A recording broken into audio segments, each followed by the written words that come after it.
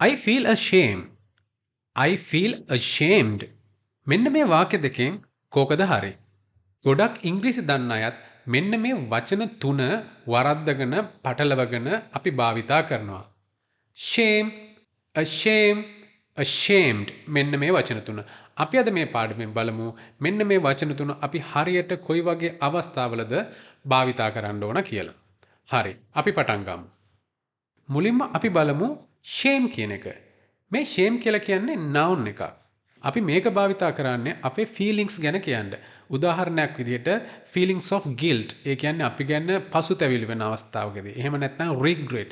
එහෙම නැත්නම් feeling of embarrassment. මොකද්ද? අපි ගැන අපිට නිකන් ලැජ්ජාවටපත් වෙන අවස්ථාවලදී තමයි අපි මේ shame කියන එක යොදාගන්නේ. අපි උදාහරණයක් බැලුවොත් he hung his head in shame. He hung his head in shame. මොකද්ද මේ කියන්නේ? ඔහු ඔළුව පාත් කරගත්තා ලැජ්ජාවෙන්. හරි. අපි තව උදාහරණයක් බලමු. There is no shame in making mistakes. There is no shame in making mistakes. මොකද්ද මෙතනද කියන්නේ? අපි අපිට වැරදෙනවට අපි ලැජ්ජ වෙන්න ඕනේ නැහැ කියන එක. There is no shame in making mistakes. මෙන්න මේ උදාහරණ දෙකේදීම හොඳට බලන්න එතනදී අපි විස්තර කරන්නේ අපිට දැනෙන අර ලැජ්ජාව කියන ෆීලිං එක ගැන තමයි විස්තර කරන්නේ. අපි දැන් බලමු ashamed කියන්නේ මොකක්ද කියලා. ashamed මෙතනදී මේක ඉමෝෂන් එකක් ගැනවත් ෆීලිං එකක් ගැනවත් නෙමෙයි කියන්නේ. මෙතනදී මේ කියන්නේ අපරාධ කියලා. ඒ කියන්නේ ඩිසපොයින්ට්මන්ට් එකක්. ඒ කියන්නේ පසුතැවිලි වීමක්. මේක කරා නම් හොඳයි. අපි මේක උදාහරණයකින් බලමු. It's a shame that you can't join us today. It's a shame that you can't join us today.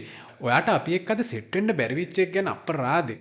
ඔයාට සෙට් වෙන්නයි තිබුණේ. It is shame. It is a shame. අන්න ඒ වගේ අදහසක් තමයි ඉන්නේ. It is a shame කියලා. තව උදාහරණයක් බලමු. What a shame the movie was cancelled. What a shame the movie was cancelled.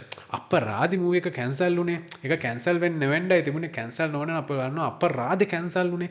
අන්න ඒ වගේ අපරාධි වගේ කියන්න තමයි මේ කියන්නේ what a shame කියලා. හොඳට බලන්න මෙතන shame කියලා කිව්වට මෙතන ලැජ්ජාවක් ගැන නෙමෙයි කියන්නේ නිකන් අපරාධි කියන අදහසක් එන්නේ. ඉතින් මේක ගොඩාක් UK වල භාවිතා වෙන වචනයක් what a shame කියලා. හරි. අපි දැන් බලමු ashamed කියන එක. ashamed කියලා කියන්නේ adjective එකක්. මෙතනදී විස්තර කරන්නේ කෙනෙක්ට දැනෙන ලැජ්ජාව ගැන එයා කියන විදිහ. අපි උදාහරණයකින් බලමු. I am ashamed of my behavior. I am ashamed of my behavior.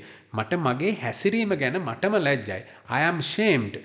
අපි තව උදාහරණයක් බලුවොත් she was ashamed of telling a lie. She was ashamed of telling a lie. මොකක්ද ඒ කියන්නේ? ඇය බොරු කියපු ගැන ඇයම පසුතැවෙලෙනවා. ඇයම ලැජ්ජාවටපත් වෙනවා. අන්න ඒ වගේ අවස්ථාවලදී තමයි ashamed කියලා කියන්නේ. ඔයාලා බලන්න මෙන්න මේක කියන්න try කරන්න.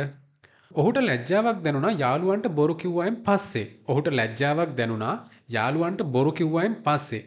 මෙන්න මේක කොහොමද ඉංග්‍රීසි වලින් කියන්නේ කියලා comment section එකේ දාන්න. අපි බලමු ඔයාලා කී දෙනෙක්ට මේ පාඩම හොඳට තේරුණාද කියලා. ඉතින් මෙන්න මේ වගේ වීඩියෝස් නිතරම බලන්න අපේ channel එක subscribe කරලා තියාගන්න.